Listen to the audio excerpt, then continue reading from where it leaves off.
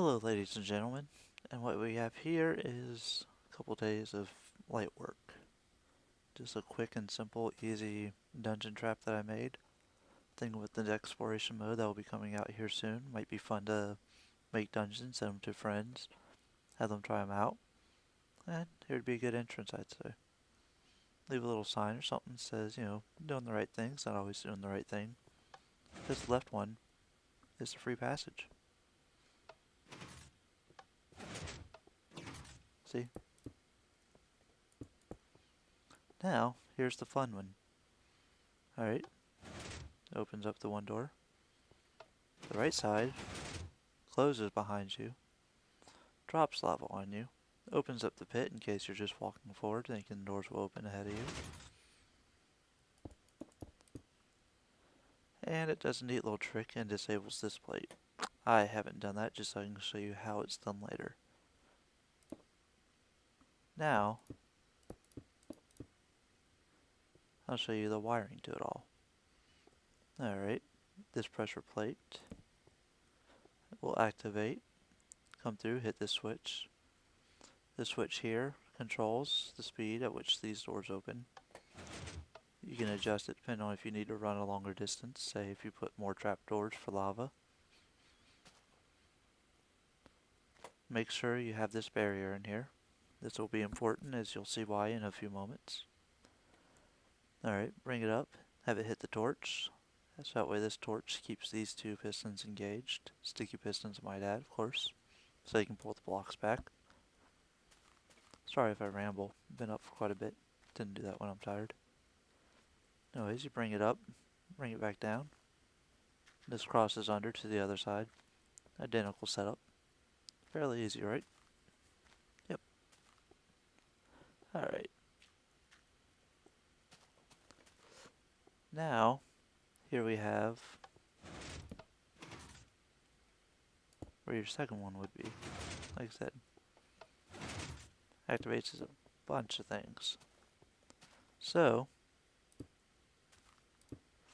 right here, we have the pressure plate. Brings down to the redstone. To the little switch. You can adjust timing if you want, but really not needed, I'd say. And here's the split. 3 distinct parts to this trap. This part leads back around and controls the sticky pistons here, leading to the wonderful pit of doom. You can make as much more of these pistons as you want, pretty sure. Should have sufficient power. Speaking of power, make sure you throw these switches in when you need them.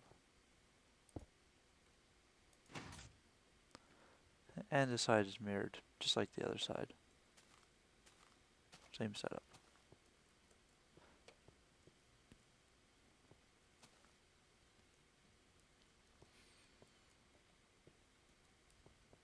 Alright, for part 2 of the trap, bring it up and over. And you'll want to have this little setup here. This will ensure both of these pistons activate at the same time. And of course, bring it down and under.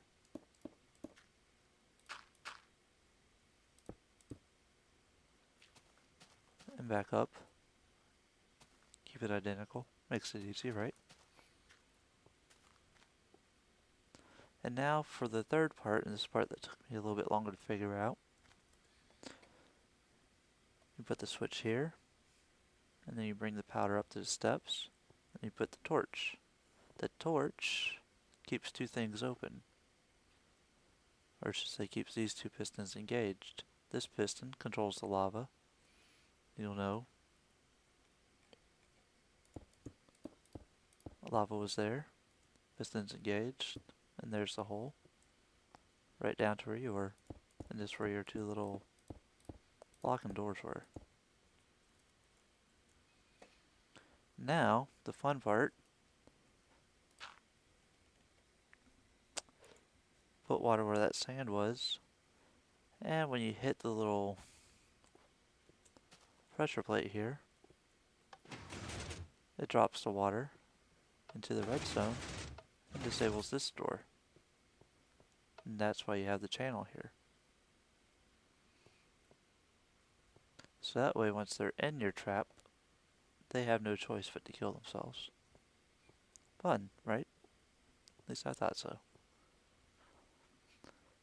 If you want, I'll post some screenshots on a Photobucket or something if you want stills. Probably make it easier. And hope you enjoy.